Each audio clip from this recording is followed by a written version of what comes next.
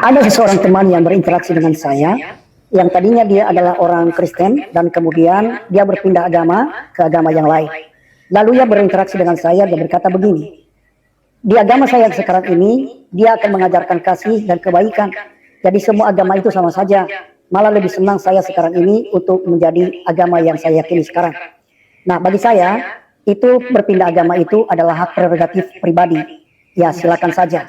Tetapi perlu saya jelaskan bahwa kasih yang diajarkan di dalam Kristen berbeda dengan ajaran kasih yang diajarkan oleh agama apapun.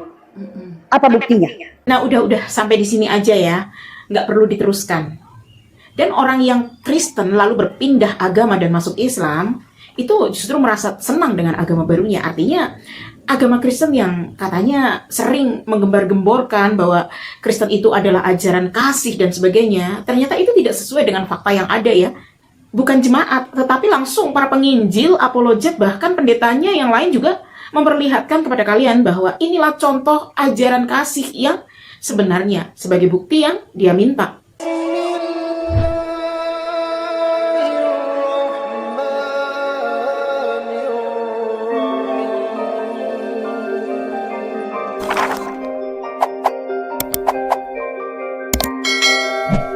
Assalamualaikum warahmatullahi wabarakatuh, sahabat Rosalba Official dan khususnya untuk para membership. Semoga kalian selalu dalam keadaan sehat walafiat, dimudahkan Allah dalam segala urusannya di dunia hingga akhirat, serta diluaskan rezekinya. Islam tidak pernah memproklamirkan dirinya sebagai ajaran kasih, tetapi langsung menerapkan dengan bukti dan faktanya. Tentunya ini berbeda dengan ajaran kasih yang digembar-gemborkan di agama sebelah. Tapi ternyata malah tidak sesuai dengan perbuatan oknum-oknum penganutnya. Misalnya si penjahat kelamin ini. Edis itu bicaranya sopan, gak kayak RK kasar. Iya, karena Edis iblis, makanya bicaranya sopan. Edis itu ular tua, makanya bicaranya sopan. Kenapa RK bilang begitu? Nih, lo dengar baik-baik ya. Ngentot. Ini? Hah? Ngentot. Iya kamu. Mana saya ngentot? Ya ampun. Jikalau di taman waktu itu, ketika Hawa dan Adam jatuh ke dalam dosa, ya, Hawa itu tidak mungkin jatuh ke dalam dosa. Kalau si iblis itu pakai caranya, ngerayunya, itu omongannya, ucapannya itu kayak RK. Kalau saya bisa buktikan saya KTP lajang, kamu mau kasih saya uang berapa? Surat nikah kita, KTP saya lajang, sudah gugur karena ada ini surat nikah kita. Tetapi iblis pakai cara seperti Edis yang mulutnya manis. Hawa, makan buah itu. Hawa bilang, jangan makan. Tuhan sudah larang. Makan tidak apa-apa. Nanti kalau kau makan buah itu tuh, nanti kau sama seperti Tuhan. Tidak apa-apa. Makan sudah, tidak apa-apa. Mulutnya halus sekali. Ya, makanya Hawa jatuh ke dalam dosa. Hawa jatuh ke dalam dosa karena mulut iblis itu manis kayak Edis. Beda dengan RK. Kalau iblis pada saat itu dia pakai logatnya RK, pakai nadanya kayak RK, saya yakin Hawa tidak mungkin jatuh ke dalam dosa. Jadi itulah perilaku apologetnya yang satu ini, si munafik pendusta dan mengibliskan apologet yang lain. Sementara balasan Edis malah lebih parah, langsung membalas dengan doktrin ketuhanan Kristen yang sesat bagi Kristen itu sendiri. Yesus Tuhan, ya. Bapa di surga Tuhan, Roh Kudus Tuhan. Berarti berapa Tuhan? Ada orang Kristen bilang satu katanya. Iya tiga. Makan gorengan 3 ngaku 1. Nah, kalian paham kan maksudnya? Makan 3 tapi ngakunya 1. Artinya, ini ada unsur kedustaan atau kebohongan. Karena jika berbicara tentang sifat dan perilaku ajaran kasih, maka kalian bisa melihat perilaku kedua apologet ini. Namun, kalau belum bisa mengerti langsung, maka kami akan tunjukkan pendetanya sekalian. Bagaimana cara menasehati apologetnya. Kelihatan ini dosa. Sampai Tuhan pakai istilah ini, memang salah satu dosa yang paling dibenci oleh Allah. Dosa lain terjadi di luar diri, yang ini terjadi dalam diri. Kenapa? Ini paling merusak diri dan paling bikin malu. Ada orang yang bilang, oh saya jabatan ini, gelar ini. Tapi kalau kau suka bersinah, lu otak dimakan anjing. Lu bodoh tuh.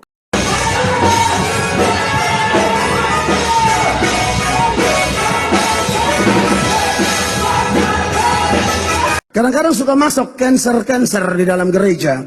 Seperti bahasa-bahasa duniawi yang muncul dari orang-orang gereja. Dan sangat disayangkan kalau muncul dari para pelayan. Tak usah sok-sok suci, tak usah. Itu mulut setan itu. Itu mulut setan itu. Kita harus suci. Alkitab bilang suci, kok kau bilang tak usah suci. Ketahuan kau iblis punya anak, lu turunan setan. Ayat ngomong jelas-jelas, masa kita lawan. Tetapi hendaklah kamu menjadi kudus di dalam seluruh hidupmu, rumah tanggamu, dirimu, bisnismu, pakaianmu, studimu, postinganmu, seluruh. Jadi jangan ada bahasa para pelayan saya berani dengar, biasa-biasa. Iblis lu di gereja. Tuhan ada pakai gembala ajar lain dan dasar yang begini lengkap. Kalau sampai saudara terpengaruh dari iblis, satu dua iblis dalam gereja, aduh, saudara juga orang paling bodoh yang pernah dilahirkan oleh seorang perempuan. Jadi itulah bukti langsung dari para pendeta. Mereka itu tidak segan-segan mengeluarkan kutukan, sumpah serapah dengan bahasa-bahasa yang kotor, lucah. Dan makian-makian serta perkataan ini tidak pernah keluar dari mulut para ustadz dalam agama Islam.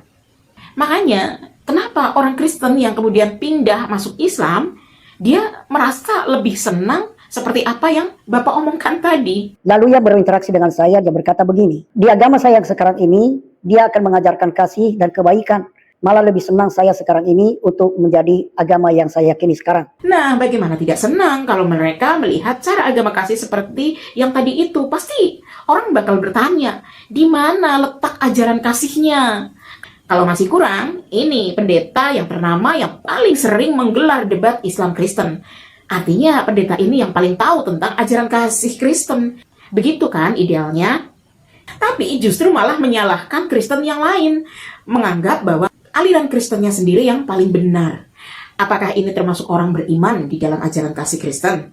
Nah, jadi itulah ya ajaran dari Paulus. Kami sebagai apologet muslim, baik dan buruk yang dikatakan Paulus tidak pernah kami kutip untuk membenarkannya. Namun, karena Kristen beriman kepada ajaran Paulus, mungkin dapat membantu untuk menyadarkan mereka nih ayat-ayat ini. Kalau mereka memang tahu ajaran gereja Katolik, mestinya mereka akan anggap bidat. Bagaimana gerejanya nyembah patung bisa tidak bidat? Bagaimana gereja yang percaya selamat karena iman dan perbuatan itu bisa bukan bidat? Bagaimana gereja yang mengatakan bahwa satu-satunya keselamatan ada dalam gereja Katolik itu bukan bidat? Bagaimana gereja yang mengajarkan bukan dengan Alkitab tapi dengan tradisi dan sebagainya, itu bukan bidat. Dan dua orang yang cukup punya nama, MBM maupun David Tong, dua-duanya tidak menganggap Katolik sebagai gereja sesat atau bidat. Saya tidak habis pikir bagaimana dua orang itu menganggap gereja Katolik bukan bidat. Orang beriman tidak mungkin bermulut kotor. Apa kata firman Tuhan? Jika kita bermulut kotor. 1. Perkataan selain tidak enak didengar, mustahil mendatangkan kebaikan bagi orang yang mendengarnya. 2. Perkataanmu tidak bisa dinikmati, seperti pohon dengan buah yang busuk. Banyak orang yang merasa beriman, tapi lantang dan nyaman mengeluarkan perkataan kotor. 3. Jika perkataanmu buruk, itu tandanya hidupmu jahat. Mustahil orang hidupnya jahat, tapi perkataannya baik. Orang jahat, mulutnya pasti jahat. 4. Perkataanmu tidak berharga, dan orang tidak mendapat nilai kebenaran dari perkataan yang engkau lontarkan. 5. Perkataan jahat dan berbahaya karena lahir dari hati yang kotor yang dipenuhi kebencian. 6. Perkataan bersifat merusak sehingga orang semakin jauh dari kebenaran. 7. Perkataanmu tidak layak dan bermutu buruk, tidak disaring dengan akal yang sehat dan hati nurani yang benar. Jadi, benar kan apa yang dikatakan oleh pemuda Katolik ini? Anda Katolik, kami Protestan. Kita sama-sama Kristen. 50% benar. Sisanya ngarang bebas. Katolik sudah pasti Kristianos alias Kristen. Protestan itu Kristen. Kocak! Gak usah ngaku-ngaku deh. Protestan itu bukan Kristianos, tapi Luterianos. Para jemaat mengharapkan semua denominasi Kristen bersatu. Tetapi apa coba jawabnya? Jadi kenapa sih mereka tidak bisa bersatu? Padahal semboyannya kan ajaran kasih. Tapi malah saling menghina antar denominasinya. Tentunya itu karena sudah digariskan atau ditakdirkan oleh Tuhan Yang Maha Esa dalam Al-Quran bahwa agama palsu itu tidak akan pernah bersatu. Di dalamnya terdapat permusuhan yang hebat. Apalagi agama kasih ini sudah sangat terkenal. Karena para pendetanya itu kebanyakan hanya mengejar kekayaan. Bukan hanya belak-belakan, tetapi marah dan menipu jemaatnya justru sudah menjadi ciri khas mereka. Jadi kesimpulannya Bapak, apa masih mau bilang Kristen itu ajaran kasih? Jika melihat penginjilan dan pendetanya saja seperti itu. Jadi masih berani bilang Protestan itu Kristen, bukan Lutheran. Sampai sini paham ente? Saya marah ini. Hei, ular beludak. Lihat saya. Saya banting HP di depan saya kalau saya depan kau. Dasar anjing. Saya minta dalam nama Yesus, dengarkan kau. Otakmu akan blank dan kau tidak bekerja dan kau dipecat. Kau jahat, anak iblis, anak konda iblis. Mampus saja kalian itu. Mengajar. Dasar iblis.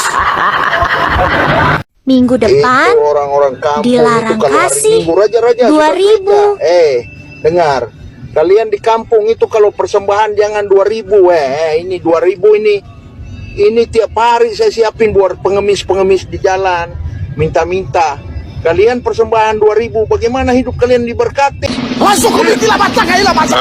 Nggak ditabak usepa asalimu. Imu, iya.